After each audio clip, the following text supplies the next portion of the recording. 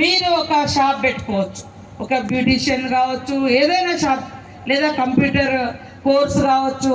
ఇలాంటివన్నీ కూడా పెట్టుకొని మీరు కొంత ఆర్థికంగా ఎదగడానికి అవకాశం ఉంటుంది.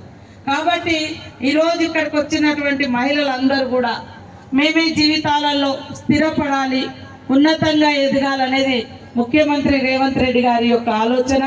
ఇక్కడ మీకు ఎమ్మెల్యే గారు కూడా మీరందరు ఇక్కడ వాళ్ళే, మ్యాక్సిమం ఇక్కడ వాళ్ళే ఉన్నారు.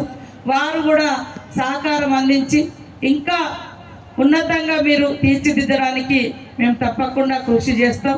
ఈరోజు మహిళలు అంటే ఒక చిన్న ఆలోచన, వాళ్ళతో ఏమి కాదు అని, కానీ ఆకాశాన్ని చీల్చుకొని అంతరిక్షంలో కూడా మరి మహిళలు వెళ్ళొచ్చు, అవునా కాదా? మరి మనం సాధించనిది ఏది లేదు. ఆనాడు మహనీయుడు మరి ఎన్టీ రామారావు గారు ఈ యొక్క ప్రాంగణాన్ని వారు ప్రారంభించడం జరిగింది.